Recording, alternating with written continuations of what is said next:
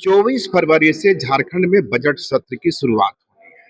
3 मार्च को विधानसभा के पटल पर बजट को रखा जाएगा और उसके बाद उस पर बहसों का दौर चालू होगा। पक्ष विपक्ष उसकी ओर से उस पर अपनी राय रखी जाएगी।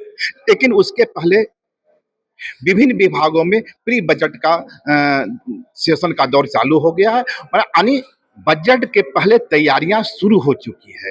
हर विभाग इस अपनी अपनी जरूरतों का आकलन में जुटा है।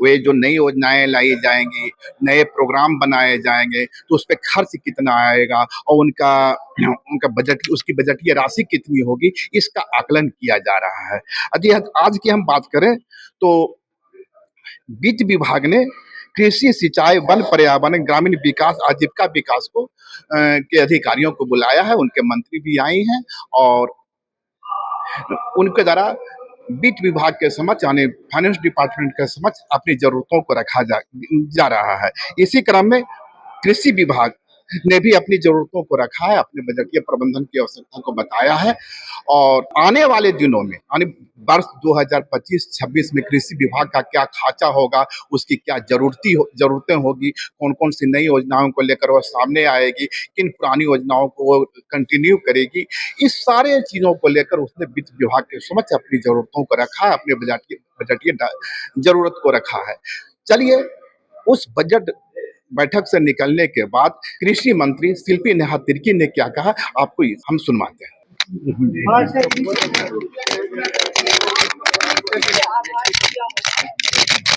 पकड़िए इसको पकड़िए। 2.0 का गठन हुआ है, उस दिन से हम लोग बहुत ईमानदारी से अपने राज्य के लिए पूरे निष्ठापूर्वक हम लोग सेवा में लगे हुए हैं। 27 फरवरी से विधानसभा सत्र, बजटीय सत्र शुरू होने वाला है 24 फरवरी से, और उसी के तैयारी में ये यहाँ पे जो प्री बजट कंसल्टेशन का आयोजन किया गया था माननीय वित्त मंत्री की अध्यक्षता में, और हमारा सौभाग्य था कि पहला हमारा ही विभाग ने ओपनिंग भी किया है इस परामर्श का। बहुत सारे एक्सपर्ट्स आए हुए थे जिन्होंने अपने विचारों को रखा, सभी संबंधित विभाग के सचिव भी थे जिन्होंने अपने विचारों को रखा और हमारे से भी अपना मंतव्य लिया गया है। मुझे लगता है मेरे तरफ से जो अनुरोध था माननीय वित्त मंत्री जी को कि किसी भी रूप में विभाग के बजट को घटाया ना जाए, क्योंकि 5 साल में कोविड का भी सामना करना पड़ा और उसके अलावे जो पिछला साल जो चुनावी साल रहा, जिसके वजह से निश्चित रूप से बहुत सारे योजनाएं कागज में रह गए, क्रियान्वयन नहीं हुआ है। और ये साल जो है ये क्रियान्वयन का साल रहने वाला है, एग्जीक्यूशन का साल रहने वाला है, तो फंड की आवश्यकता पड़ेगी। इसीलिए किसी भी रूप का बजट कटौती इस विभाग से ना किया जाए, क्योंकि 70% आबादी जो है इस राज्य की वो कृषि पे निर्भर है और सही संसाधन नहीं उपलब्ध होने के कारण अधिक से अधिक लोगों को पलायन करना पड़ता है। तो हमारे जो विभाग है उसकी चुनौतियां हैं, मगर उन चुनौतियों को हम लोग सामना भी कर रहे हैं, अच्छी योजनाओं को भी हम लोग लाने वाले हैं। तो इन सभी चीजों के लिए फंड की आवश्यकता पड़ेगी और उन्होंने अपना आश्वासन भी दिया है कि एक पैसा भी इस विभाग का नहीं घटाया जाएगा। कुछ नई योजनाओं को लेकर बजट में अपने तरफ से कोई प्रपोज किया हो? कि बहुत नए चीजों को हम लोग नहीं करना चाह रहे हैं इस वक्त पे। हम लोग चाह रहे हैं कि जो अच्छी योजनाएं हैं उसको क्रियान्वयन करें। वो अभी तक पाइपलाइन में ही है, वो अभी तक सूरज की रोशनी नहीं देख पाई है वैसी योजनाएं, तो उसको क्रियान्वयन किया जाए। उसके अलावे निश्चित रूप से एक आध चीज ऐसी हैं जो नए रहेगी, मगर मैं चाहती हूँ कि कम से कम 17 तक वो पहुंच जाए, उसके बाद आप लोगों के बीच में उसका खुलासा करें। मैम, अभी केंद्र का भी बजट आना है, तो राज्य के मंत्री के नाते वहाँ कोशिश होगी कि विशेष पैकेज जैसे बिहार को होगी केंद्र सरकार से। देखिए, आपने जो ये अभी जो परामर्श जो शुरू हुआ उसमें आप लोगों ने देखा होगा जो पहला प्रेजेंटेशन विभाग की तरफ से, वित्त विभाग से दिया गया था, आप लोगों ने देखा है कि कैसे सालों से हमारा जो केंद्र का शेयर है और ग्रांट है वो घटते जा रहा है। तो निश्चित रूप से पिछड़ा राज्य है तो ग्रांट तो मिलना चाहिए, मगर ये देंगे, ये मनसा रखते हैं, केंद्र सरकार मनसा रखती है वो बड़ा सवाल है। मांग होगी इस मांग तो हम लोग कर रहे हैं, हमारा 1,63,000 करोड़ रुपया का भी हम लोग बकाया मांग कर रहे हैं, उसी को हम लोगों को वापस कर दे कम से कम, ग्रांट बाद में हम लोग मांग कर लेंगे।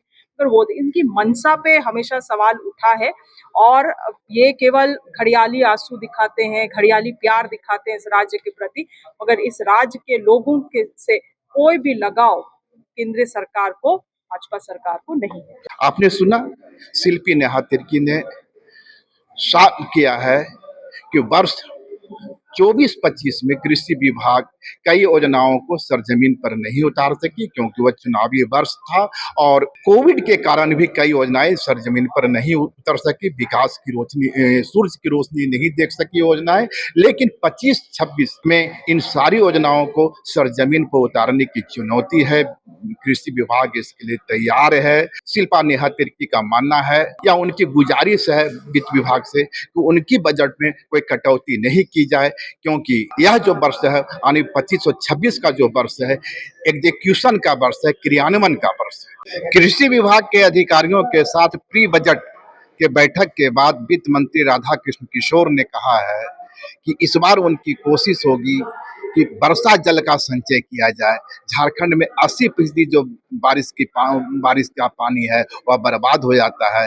कृषि विभाग की प्रमुखता इस बार होगी कि उस जल का संचय किया जाए। इसके साथ ही राधाकृष्ण किशोर ने और क्या कहा, सुनिए। बनना चाहिए, कैसे हम ग्राउंड वाटर को सरफेस वाटर को कैसे बचा सकते हैं। आज की स्थिति ये कि 20% उसका उपयोग होता है, 80% सरफेस वाटर निकल जाता है। तो अगर यदि हम इस 80% सरफेस वाटर को बचा लें अपनी योजनाओं के माध्यम से, तो ग्राउंड वाटर भी रिचार्ज होगा और उसका उपयोग सरफेस वाटर का भी हम कर पाएंगे प्रॉपर्ली। तो इस विषय पर भी काफी व्यापक चर्चा हुई है और हमारे विभाग के सचिव ने कहा है, जल संसाधन विभाग के, कि वो छोटी छोटी योजनाएं बना रहे हैं। चेक डैम है, पर्कोलेशन टैंक है, उसके बाद डी बोरिंग है, 200 बाई 200 का तालाब है, ताकि पानी हम बचा सकें। ऐसी योजनाओं पर ये प्रयास रहेगा कि 25-26 के बजट में हम उसे समावेश कर सकें।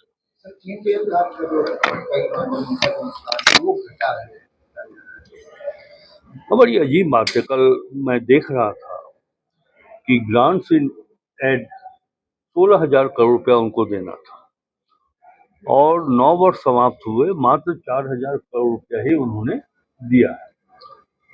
तो इस संदर्भ में एक पत्राचार भी हम लोग उनसे करने जा रहे हैं।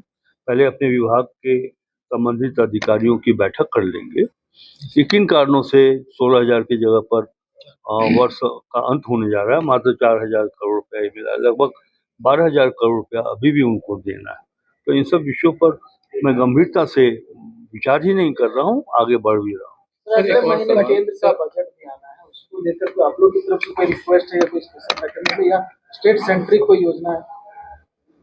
और इस विषय पर देखिए, किसी भी राजनीतिक दल के हों, मेंबर ऑफ पार्लियामेंट हैं, संगठन के लोग हैं, हमारे मुख्यमंत्री का सचिवालय है, तो उसे देखते हुए केंद्र सरकार देखिए 2 तरह से पैसा हमें देती है, एक केंद्रीय सहायता राशि और दूसरा अनुदान की राशि।